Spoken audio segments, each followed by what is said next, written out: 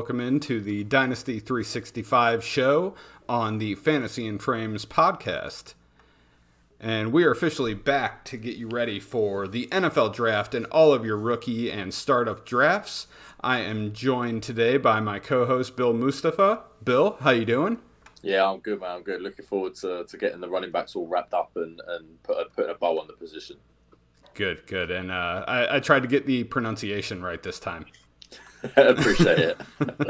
I'm also joined by Stacy Perez. Stacy, it's good to have you. How are you? Hey, I'm great.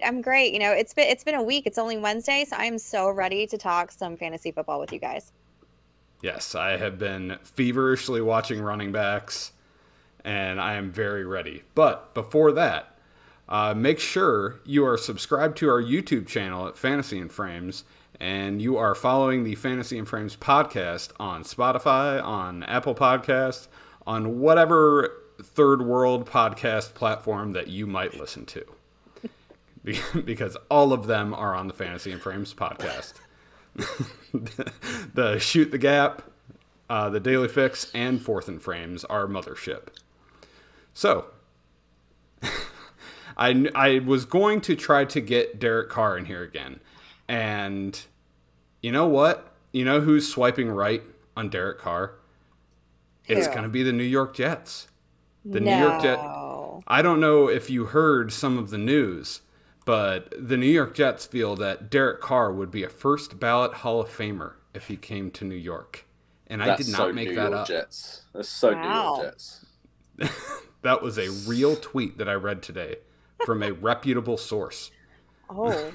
In what? Like, he'd have to win a Super Bowl with the Jets. Maybe two to be a first ballot Hall of Famer. Like, he'd have to win 2 Super Bowls with the Jets. Like, would they have to be back-to-back Super Bowls too? Yeah, probably. No, just 2.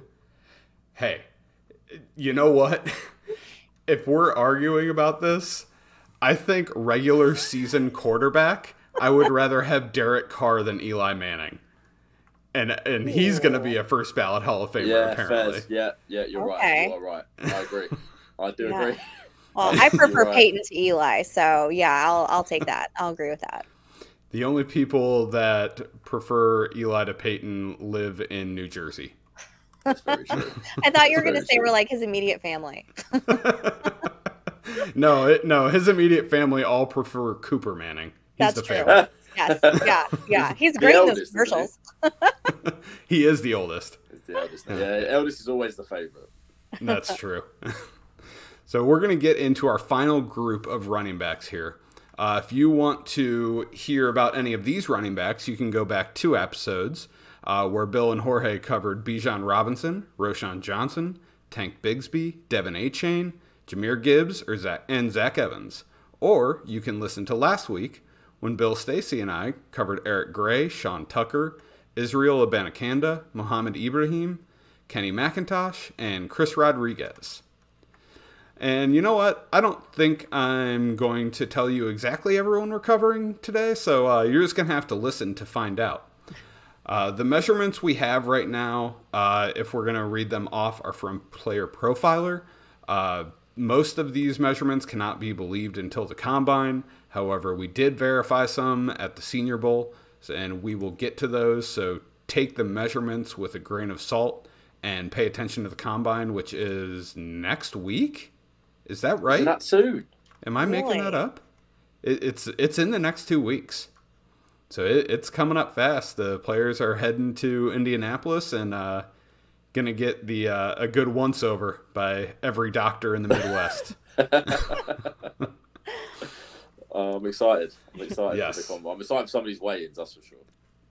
Yeah, we need height, we need weight, we need speed for these running backs. Because I know some of these guys can look like they break away on tape, and they're breaking away against Georgia Southern, and they really run a 4.58 or something. Dwayne McBride. What? Sorry. Well, you know what? I don't want to start the show on that note, so I'm not going to use that lead into Dwayne McBride. What I am going to do is give Stacy the opportunity to have herself a drink and talk about her buddy Zach Charbonnet.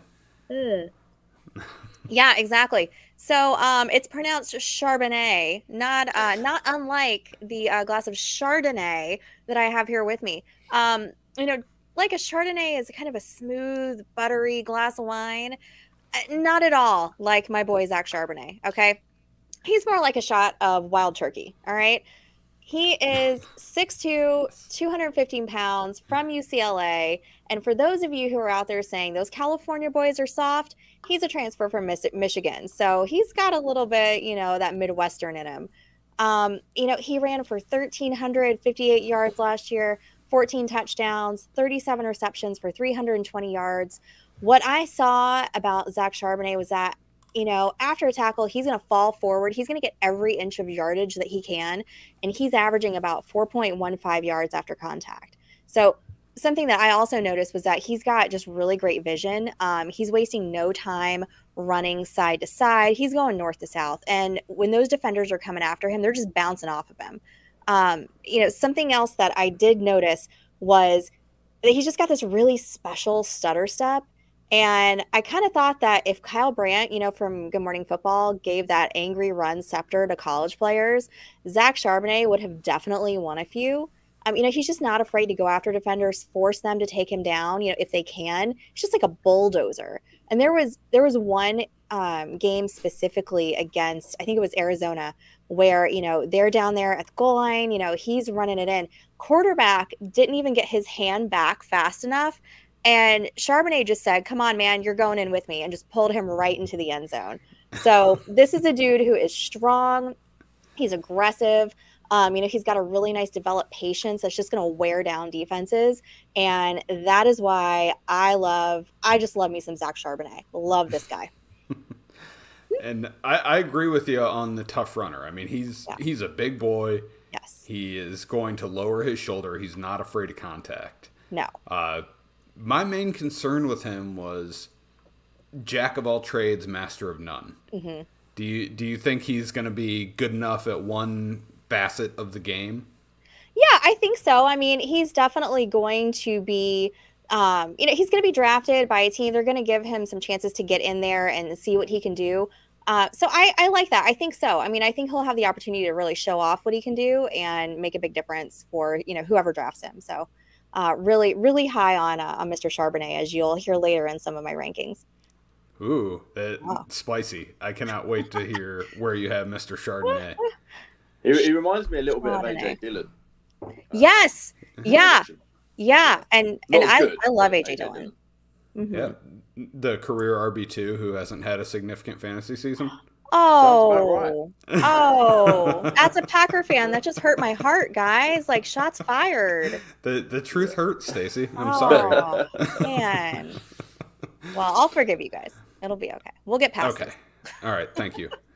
So the next guy we're going to cover, Bill, I know you really like this guy, and he is pretty much the antithesis of Zach Charbonnet. Tyjae Spears from Tulane. How do you feel about him?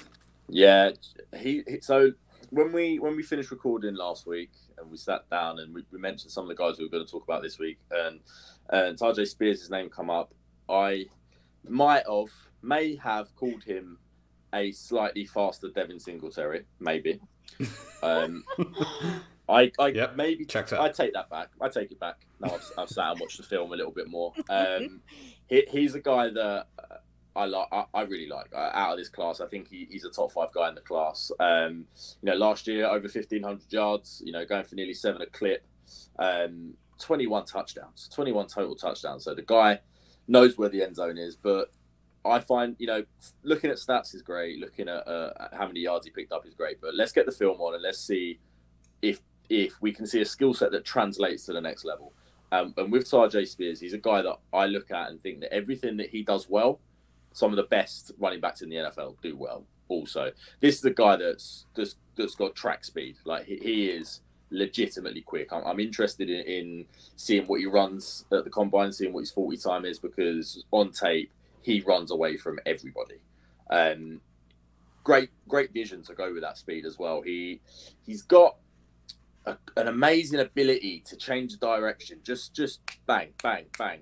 And that vision isn't linear. It's not that initial read the big boys up front and go through that hole. He's got the ability to read the second and third level defenders, and then he also has that change of direction ability to almost reroute himself on the run into space, which is, you know, a fantastic ability. We don't want running backs that run into contact like a certain Charbonnet that someone just spoke about. Oh.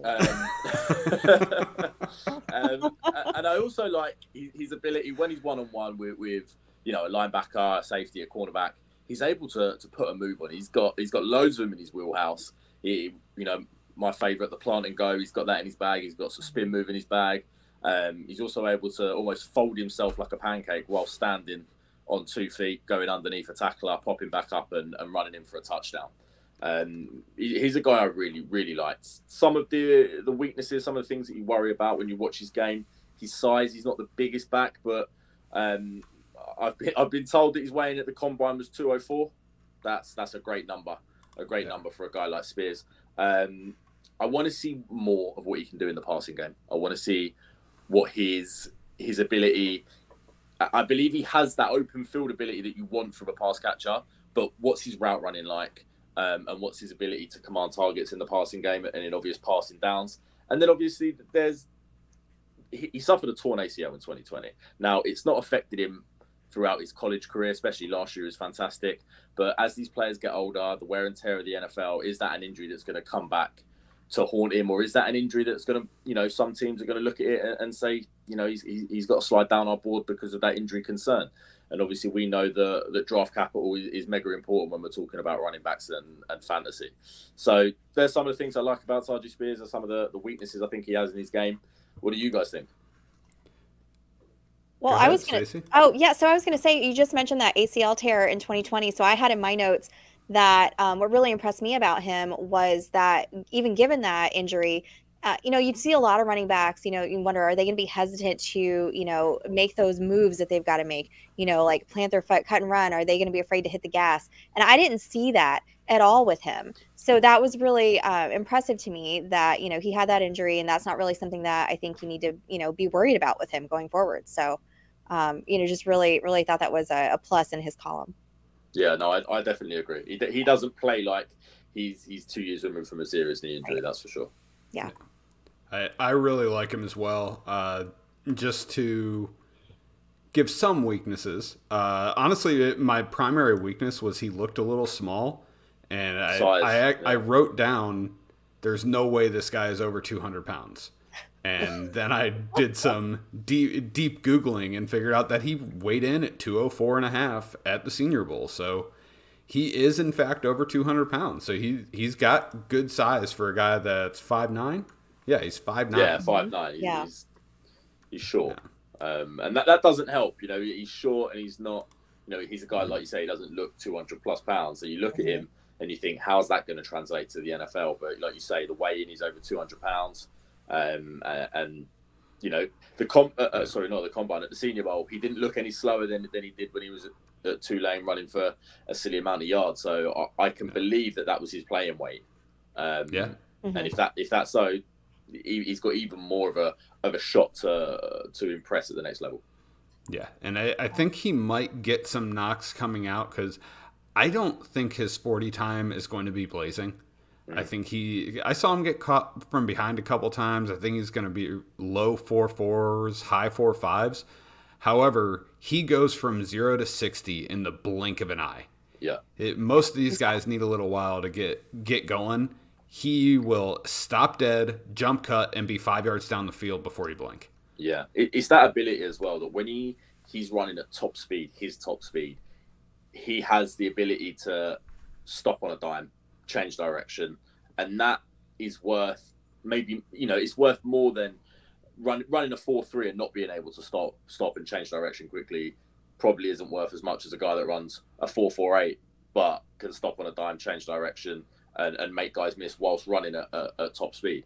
So yeah, a guy that seriously impressed me. I'm going to want to see the combine numbers, but so far so good. Yes. Our buddy Jorge, the next great trio in Dynasty Fantasy Football. He's over here just pumping us up. What a nice guy. I mean, he never lies. So just keep it coming. That's true. So the next one we're going to cover, I am going to go ahead and jump in on Kendry Miller from TCU. He right now his measurements are 6 foot, 214 pounds. A little light for being 6 feet tall. We'll see where he ends up at the combine. He's a young guy. He's an early declare. He's still not years old. He had almost 1,400 yards on the ground last year. 6.2 yards per carry. He racked up 17 touchdowns on that TCU offense. And he added 16 receptions for 116 yards. They did not require a lot of him in the pass game, and he still managed to get 16 receptions. He does a good job of snagging the ball out of the air. He's not a body catcher. He actually is able to catch it with his hands, which gives you a big advantage when you're catching run and flare routes. You catch it with your hands and you turn up the field much faster. The other big things, he's a tough runner. He's going to be able to stand up to some of the punishment between the tackles in the NFL. And not only is he a tough runner, but he keeps his feet moving. And that's one of the biggest things with running backs that you see sometimes. Their feet will just kind of die out and they won't get a lot of yards. Whereas when you're keeping your feet chugging, you're getting that extra 1 or 2 yards. And he's capable of doing that. He hits his spots. He knows where his blocks are going to be. He has good vision. Kind of in the same vein as keeping his feet chugging. He doesn't create negative yards. He's not dancing. He gets upfield quickly. My notes actually say he knows when to get the F upfield. I'm trying not to curse. I don't want Jorge's grandmother to listen to this show and chastise him. The weaknesses that I had for him, oh man, I've lived in the Southeast for too long. I said Mike could put some more moves on when running the ball. That's how we think you all speak. It's only the Southeast, and I've lived too long. I've been in North Carolina, Kentucky, and Florida doesn't count as the Southeast. But I'm back in North Carolina, so there's the Mike could for you. He might could put some more moves on when running the ball, but he's still efficient. Sometimes that can be a plus when you're not trying to dance and you're not trying to do too much with the ball and you're just taking what's given. I did see him get caught from behind a couple times, so I'm a little concerned about his long speed, but he did get caught from behind by Kansas State, who was a pretty good team, but, I mean, he also got a 40-yard gain after running through some tackles. So, maybe he got a little tired. Yeah, I think he's more quick than fast. Yes. That was what I got from tape. He's a guy who's got good burst, good acceleration, but he kind of dies a death after that initial output, which, at the end of the day, realistically, how many times is he going to be asked to, break a big one to the house? If you've got the ability to, then fantastic. But if you're picking up, 10, 20, 30-yard chunks, that's fine if you want to get a little bit tired and need to take a breather and get caught from behind, in my opinion. Big fan of Kendry Miller, a guy I liked a lot more than I thought I would. Yeah, and my summary that I wrote up for him, I really like this guy, do it all back with good long speed, vision, and natural hands, even if he didn't get to show them too much. Could do to add some size onto his frame. Hope he puts on 5 pounds of muscle pre-combine, but he is going to be an immediate backfield contributor. He has the capability of walking in on day one and being a 10-carry guy behind a starter. Yeah, I agree. I'm not sure. What's the update with his knee injuries when he suffered against Michigan? Is there any news? I've not been able to find anything. I know obviously he missed the natty, but I couldn't find anything on the knee injury.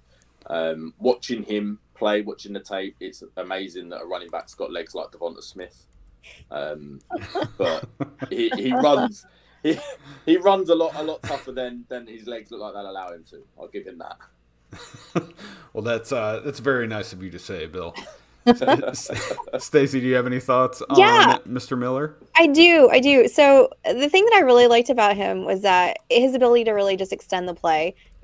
I just thought that he was great at avoiding those shoestring tackles. He wasn't, getting tripped up. He was having that ability to stay on his feet and keep going. And I really liked that about him, especially with those skinny little legs of his, right? Did you notice how he always falls forward? Always. Yeah. Yes. Always falls forward. Always picks up the extra 2-3 yards. Whatever, and I love that in a running back. That toughness. He's not the biggest guy in the world. Like he's 6 foot, around 215 is what they say he weighs in at. But we'll find out at the combine. But he runs very tough for a guy that size, and for a guy that's got the ability to break one and is as elusive as he is. Yeah. Yes. Man, he has a shot at coming in at 6 foot, like 217, 218. That would be huge for him. Yeah, I agree. So now that we covered some guys that we like, we're gonna do a little sandwich on this show. We're gonna hit some guys that we're not too hot on, and then we're gonna finish up with our top 5 rankings, and who knows, maybe we'll go beyond number 5.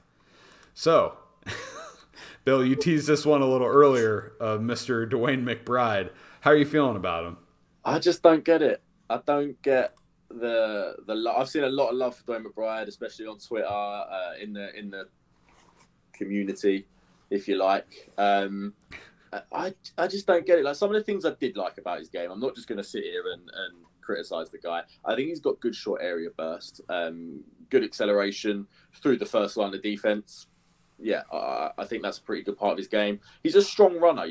Good luck trying to bring him down with arm tackles.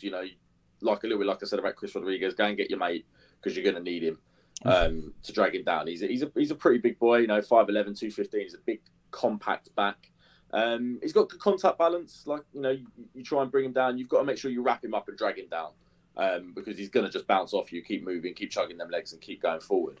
But the one thing that really stood out to me is that the level of competition, and he was getting 200-yard games against Georgia Southern and 150-yard games against UTSA. But even on a field with lower level athletes, he didn't look like a great athlete. You put on the tape against LSU, doesn't look great. 2.5 yards per carry. Against Georgia in 2021, slightly better performance, but again, didn't look anything special. I don't think he has the top end speed necessary to be a successful NFL back. And the ball security is awful. This is a guy that fumbled 5 times last season. He's got 11 fumbles in the last 2 years. And again, he's not playing top tier talent week in, week out.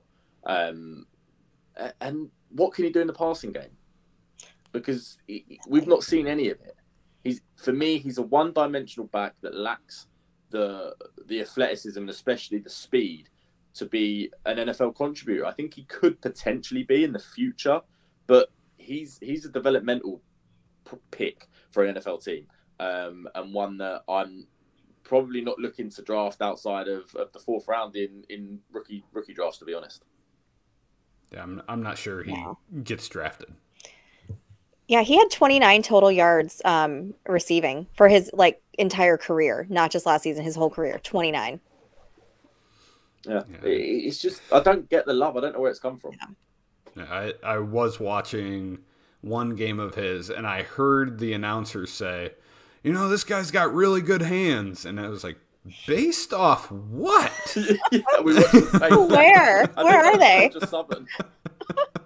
I just watched him fumble a ball against Western Kentucky as he was trying to sweep it over a guy's head and it get returned for a touchdown, and he's had 2 receptions this entire year. Yeah. What are we looking at here? I mean, either the commentator knows what he's looking at and we don't, or vice versa. Yeah. One of us is right. Yeah. We'll see. I like our chances. Another guy that not a lot of people are talking about, so let's talk about him a little bit. Cameron Peoples from App State. Stacy, what do you think about him? Yeah, so I hate to be a Debbie Downer here, but I'm going to be. So Cameron Peoples, senior coming out of App State, he's 6'2". I've seen 215 pounds. I've seen 225 pounds. Somewhere in the middle there. I guess we're going to find out, sooner rather than later. He's 23 years old. He's on the old end. He's going to be 24 once that season gets started. What I saw with his numbers was that 2020 was by far his best year with 1,100 yards, 12 touchdowns, and it just goes down from there. So 2021, he had 925 yards. 2022, 592 yards. I thought that was a mistake. I thought, surely this guy's been injured. I kept looking, trying to find Cameron Peoples' injury news. Couldn't find it. Well, it turns out there were 5 guys on the team with over 70 carries. So he's definitely not the guy at App State. So if he's not the guy at App State, where is he going to be the guy? And well, he could be the guy at Cleveland, I guess. They're about as good as App State. Oh, Jesus. More shots fired. Tyler's just over here catching strays. Oh, my goodness.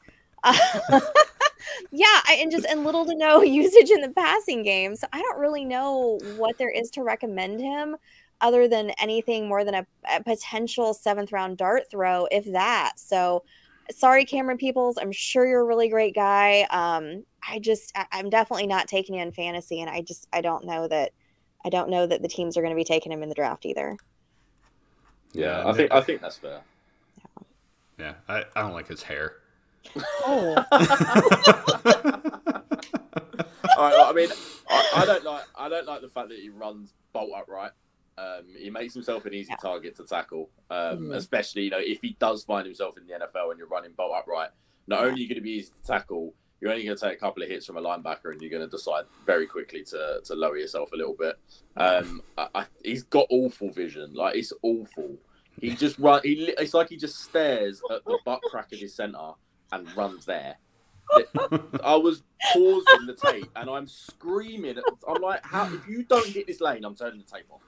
And lo and behold, he didn't hit the lane, so the tape got turned off. No lateral ability. He just runs straight, dead straight. And if you happen to carve out a lane for him, he looks great. Otherwise, not for me. No. Do you think he needs like LASIK, like Jameis had? No, I think he just needs some looser hips. Okay. And to just be a better athlete, to be honest. It's all in the hips. It's all in the hips. Some Happy Gilmore. I love it. Yeah. We need Chubbs over there coaching Cameron Peoples. Oh, poor Cameron. Sorry, Cameron. Poor guy. I'm sure you're a great guy. I'm sure your mother's a wonderful woman. Yeah. Anyway, Chase Brown. He'll look good in the XFL. Oh, yes. There's upside. There's silver lining for him. There we go. All right, last one we're going to cover is Chase Brown from Illinois. 5'9", 215 pounds. Good size if that is actually his size. He's almost 23 years old, so he's a little bit older. He's stayed in college for 5 years. His 5th year was absurd. He put up 1,643 yards on 328 carries. Like this dude had a career. Yeah. That's abuse. He had an entire college career in his 5th year as a senior. He also put up 27 receptions for 240 yards, and he totaled 13 touchdowns. So productive year. He did not have a lot of work on him before that 5th year. So, he evened out a little bit. Strengths I have listed for him. He's a contributor in the pass game. He looked pretty good catching the ball. He did catch it with his body sometimes, and like I said, I'm not a huge fan of that at the running back position.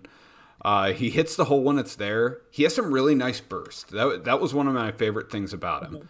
If he can find a hole, or if the one is created for him, he's going to hit it and he's going to be gone.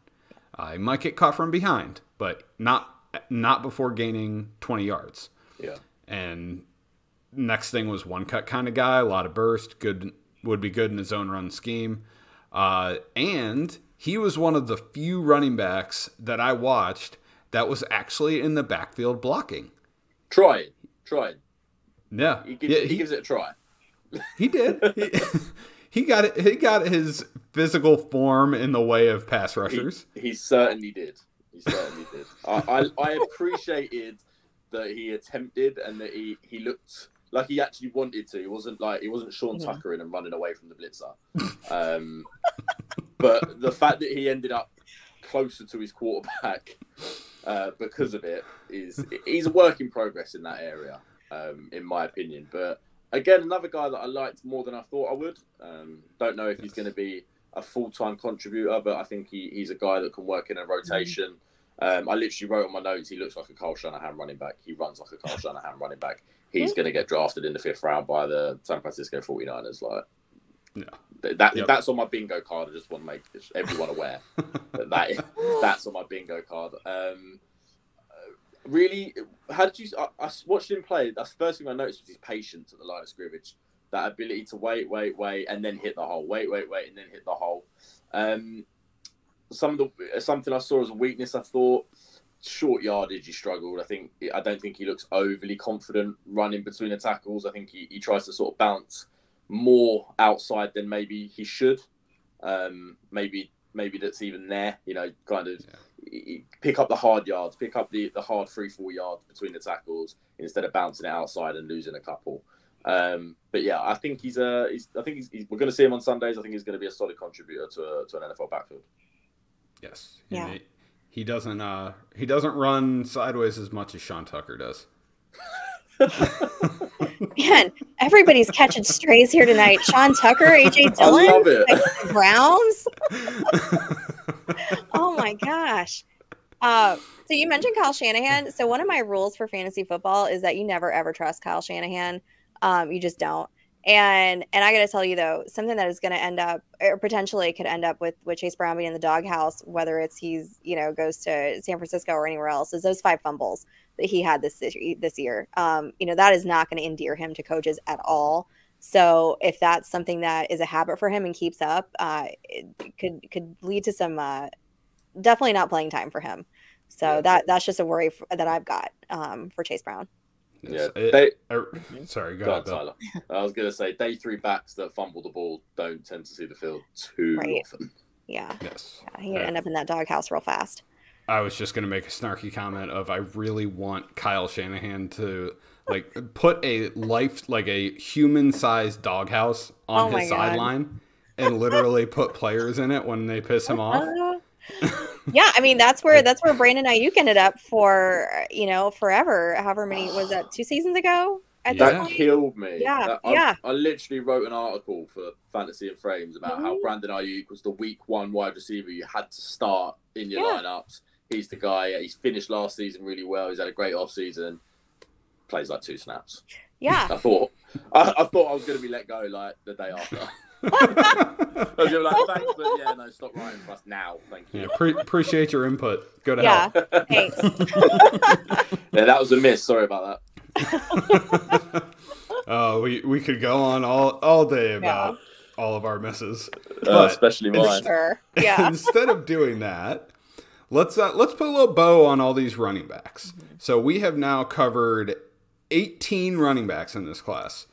I hope we covered all the guys that are going to get drafted. I don't know if I'm sure there will be a random.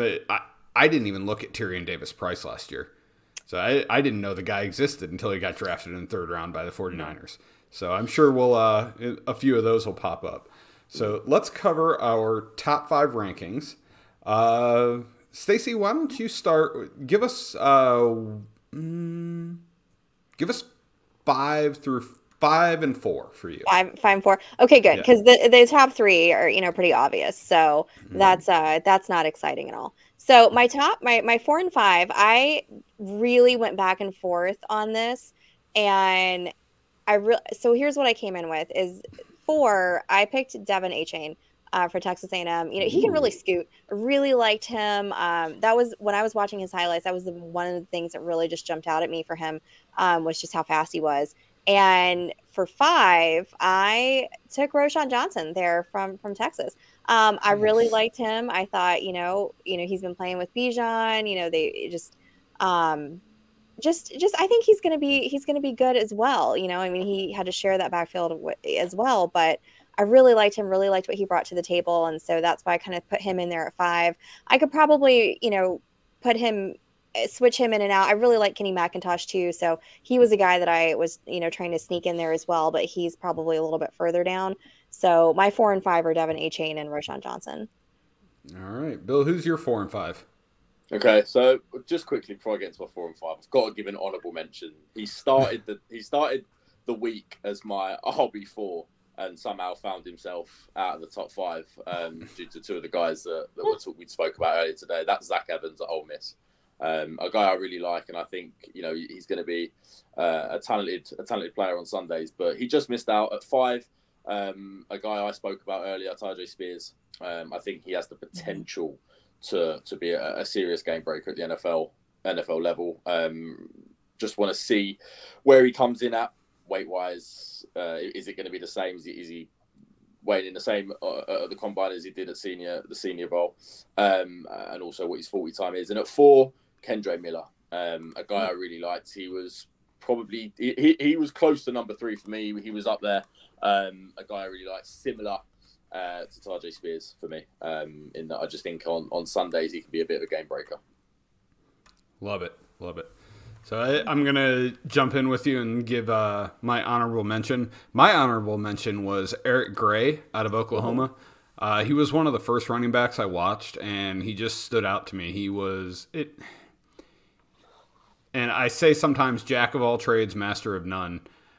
I feel like Eric Gray is very, very above average at every single asset of the game. He can run, he can catch, he can block. He's good at all of them. He's not losing yards. He's getting upfield. He has speed. So I'm excited to see where he lands and if he gets a good opportunity. That said, we had the same number 5, Bill. We had Tajay Spears. The dude's just dynamic. I mean, I kind of already spoke about him a little bit, but this is one of my favorite draft lingos. He's quicker than a hiccup.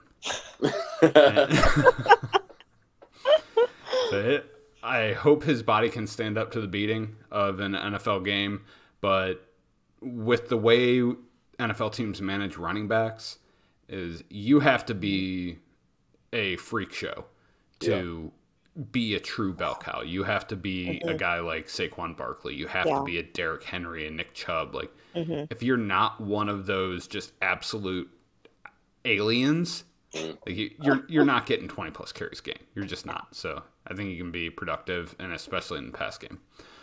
Number 4, I have Israel Abanikanda out of Pitt. Ooh. And I didn't think I liked him as much, and I kept watching him, and the dude just takes off, man. My favorite thing about running backs is when they don't create negative yards, and he does not create negative yards. He will damn near refuse to lose any yards on a carry. And he is so fast. He runs so strong. He a little bit upright at times, but doesn't really matter if they're not going to touch him. Yeah. So this is the thing. Is just quickly, people were talking about a guy like Tank Bigsby being one of the bigger, more physical backs in the class. If you look at Izzy's size, he's a little bit taller and he weighs about the same. And what comes with that size is legit track speed. I think the guy's a stud, man. I think the guy's a stud. Yeah. So, Bill, who's your 3? My 3 is touchdown Izzy. At least I started watching the games with the commentary on, and that's what I thought he was called, because that's all the commentators were saying was touchdown Izzy, touchdown Izzy, touchdown Izzy. Israel Abikanda. If there's anyone out there that has him higher than RB3, you can control the bandwagon. But for the moment, I'm driving the thing. All right, I love the guy. I want him to be a Buffalo Bill badly, and I'm hoping that none of my league mates see this show, so they don't know who he is. That's my hope. There you go. He's awesome. He is my first draft crush. He is. I love the guy. Oh, that's so sweet. Okay, let me ask you this on the Bills: is he going to be the RB1 or 2? 1. Okay. Ooh. 1. Have James Cook in the slot a little bit. Have him out have them both out there on 3rd down. And then let Josh Allen run the ball. Izzy. I think Izzy comes in. I think you see his speed, you see his size, and teams are going to go, Jesus, we've just found ourselves RB1. Well, maybe Izzy will be the difference between the Bills failing in the playoffs again this year. We'll see. Oh, I doubt it. Oh. Bills and failing in the playoffs it's like Romeo and Juliet. It's made to be. Oh. Unfortunately for me. At least you didn't spare your own team, Bill. Yeah, no, everyone can get some. Everyone can get some. I tried to throw some shade, and Bill just tripled down. So, Stacy, who's your number 3? Oh, come on, guys. You know exactly who my number 3 is. Mr. Chardonnay is my number 3. That he's my draft crush. Absolutely. I just love this kid for all the reasons that just ad nauseum I've already said. But yeah, he's coming in at 3 right behind Bijan and Jahmyr Gibbs. So I just love him. I love him so much. I can't wait to see what he does. All right, I like that. I think I have him at 7 or 8, so I don't dislike him. Oh, okay. All right. Okay, that's fine. That's okay. Hey, I'll believe in him. It's fine. Someone's gonna have to. Yeah. Oh man. His mother believes in him. All right. He does. His mother and me, the two of us. Yeah. So number 3 for me is Kendra Miller. I've already covered him on this pod, but he's a really good all-around running back. I think it's another guy kind of in the same vein as Eric Gray that I already talked about. He's really, really above average at everything, and he might be really good at catching the ball. I think he has a real shot at being good at that, so I'm excited to see where he lands.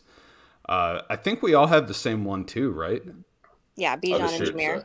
Yeah. Bijan at number 1, Jahmyr Gibbs at number 2. Yeah. I don't know if there's a lot to say about Bijan Robinson. I watched 2 games of him, and I didn't even take a second to write any notes down. And at the end, I just wrote on his strengths. He's the one. Yeah, he's as advertised. Advertised, I think, is the best way to describe him. Yeah. Everything you've heard, everything you think he is. He is. He runs the ball like Saquon Barkley. He catches the ball at the backfield like Christian McCaffrey. He is who we believe he is. Who people say he is. Simple. Yeah. Yeah. I've got the number 1 overall pick in one of my dynasty teams, which tells you just how great they were last year. But I'm just so excited to take Bijan. I just can't wait. So if you guys, my league mates are out there listening, I'm not trading that number 1 pick this year. It's not happening. Back off. Get out of my DMs. Stop it with the trade offers. Exactly. All mine. I offered the 102, the 201, and the 212 to move up to 101 in one league. Yeah. They take it? It's still been sitting there for like 3 weeks. Yeah. They left you on red. Oh. Yes, exactly. He even responded to me. Oh, no. He said, "Oh, it's a good offer. Let me think about it." Nothing. Just he's going to go on YouTube, type in Bijan Robinson. He's going to decline it so quick. Exactly. Yes. And I would be remiss if we didn't cover Jahmyr Gibbs a little bit. My main concern about him is he is a small guy. He's listed at what's he listed at? Crap. I think they list him at 200 now. Yeah. But he's not. I don't think he's 200 pounds. Yeah, his BMI is like 27 point something, which if you pay attention to kind of, there's one guy I cannot remember. Oh, Jax Falcone on Twitter. I got to give him a shout out because he works his butt off doing this stuff.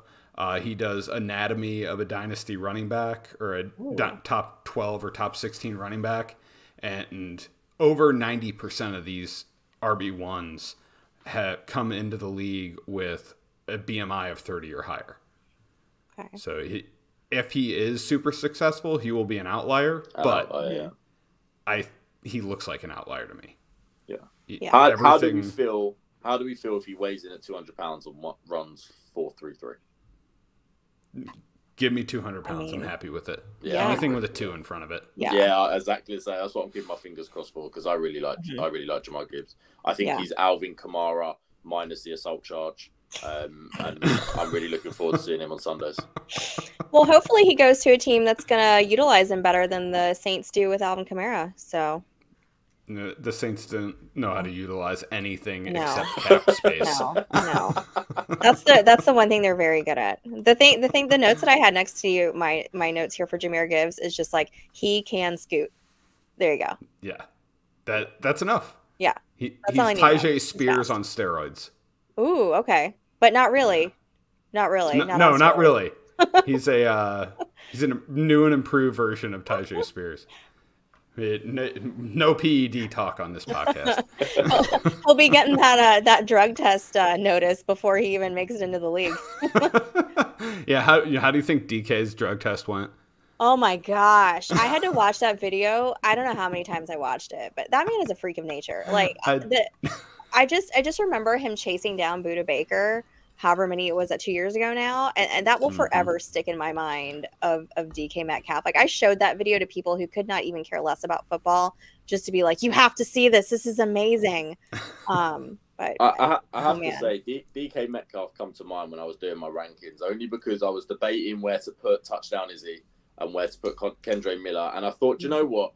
Sometimes when the 6 foot plus stud that runs like Usain Bolt is in front of you, you just take the guy. Yeah. You don't wait for the second round. You don't mess around. You just take the unicorn athletic freak. And DK Metcalf is the guy that comes to mind when I think of athletic freak unicorns, apparently. Yeah. That's probably a good guy to think of. That's the best way to think of him. Yeah. All right. Let's go ahead and land this plane. Stacy, can you tell everyone where they can find you on Twitter and what you're working on right now? Absolutely. So right now I'm working on a couple profiles for the rookie running backs that we're going to be putting out just as kind of like little standalone videos I'm working on. I worked on an Eric Gray one earlier, working on a Kenny McIntosh one coming up. But you can find me on Twitter at Stacy_Perez83. There you go. Bill, same question to you, man. Yeah, so again, working on the rookie player profiles. I've already done Jamar Gibbs, already done Zach Evans, already done Roschon Johnson. I'll be doing Zach Charbonnet, although I might pass it off to Stacy if she's interested. I'll fight you for him. Tank Bigsby, Kendre Miller, and then I'll start moving on to some different position groups. Looking forward to getting stuck into Jalen Hyatt, Will Levis, and some other guys as well. You can find me on Twitter at Bill_Mustafa. All right, and you can find me on Twitter at FFTylerHeil. That's Heil, because no one on this earth can spell it correctly outside of Germany. And I am going to continue to work on this podcast. I am signed up for some player profiles, if I could say it, later this year once we get through all of this film watching for... I haven't quite decided what position we're doing next. We'll have to figure that out next, but, there's only 3 more, so... take your pick.